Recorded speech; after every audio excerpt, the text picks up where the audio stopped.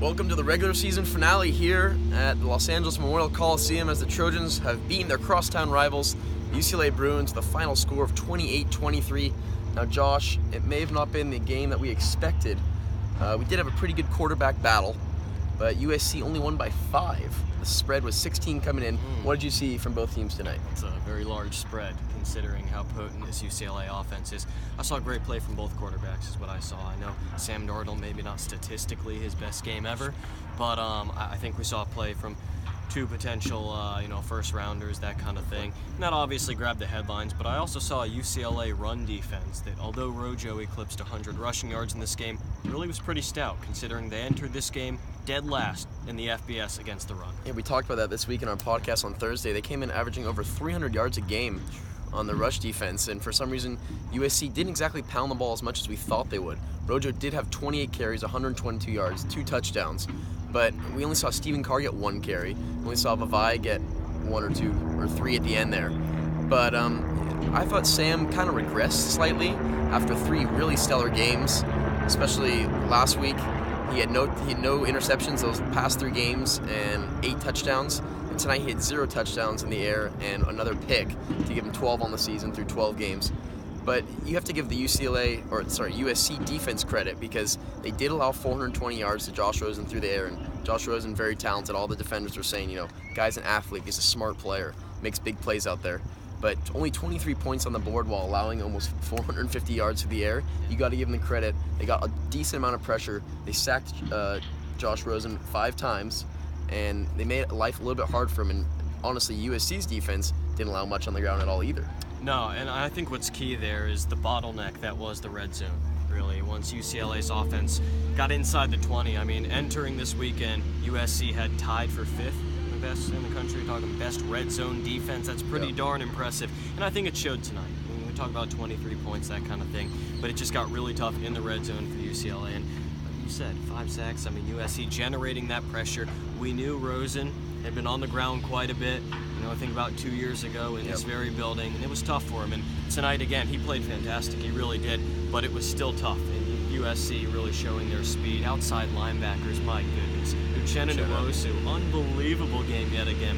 So USC's defense really stepping up when it mattered, and ultimately there's a reason that points per game is often listed as that first defensive category. Tonight, only allowing 23 against a very good Bruins offense. Yeah, the USC came in allowing 26 points a game, and UCLA and USC both averaged about 35 on offense per game. So both those teams were held kind of in check, but UCLA's defense actually did fairly well. They usually allow about 36 a game, and tonight just 28. Speaking about those linebackers, though, Ghersen and Josh is a senior night here at the Coliseum. It's the last game they're going to play here at home, and it was definitely an emotional night for them. Ghersen was up on the up with the band, leading the way, with the sword at the end. Awesome. Chris Hawkins, it's his final night, and guys you don't really talk about that it could be their final night because they're not seniors. It's Rojo and Sam and Cam Smith. I'm sure has probably played his last game at the Coliseum. So it was good for all of them to go out on a win. That's now 2 straight years where the Trojans have been undefeated here at home at the Coliseum. So that's a win, for that group of gentlemen who are now probably played their final game here.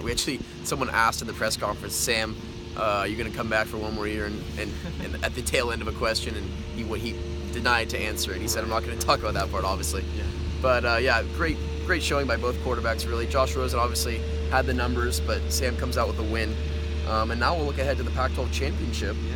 It's going to be a fun one up in Santa Clara. What do you expect out of these teams? Finally, USC gets a bye after playing 12 straight weeks. Hopefully they're rested. Not too many major injuries. Velus Jones Jr. did go out in the 3rd quarter with an injury. Rasheem Green also left with an ankle injury. Reed Budovich, the punter, also left with a AC joint, sprained. And so we'll look at those injuries, but luckily we'll have the bye week. What are you looking forward to at the Pac-12 championship? Oh man, well first off, opponent TBD, right? So Washington eliminated.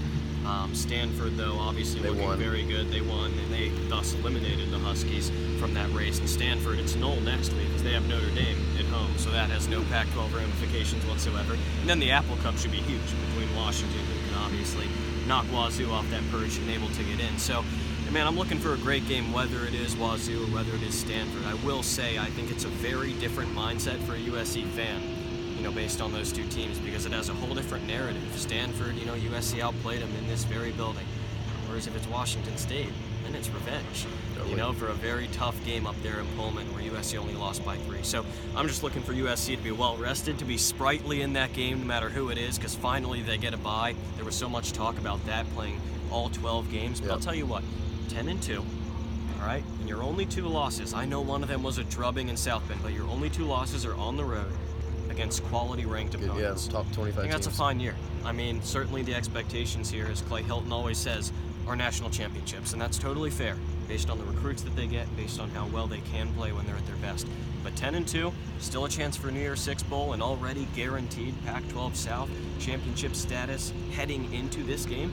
Yeah. Really, really good stuff from USC, and now should be a great championship game in 2 weeks' time. Yeah, Clay was really stressing that in the post-games press conference, saying, 10 wins, you can't look down on that season. Only 16 teams in USC history have won double-digit games, 10-win seasons. So, of course, they wanted to go 12-0 or 11-1 and make it to the college football playoff, and that's looked like it's not going to happen now, especially the last 2 wins haven't been exactly commanding wins against teams that have been struggling.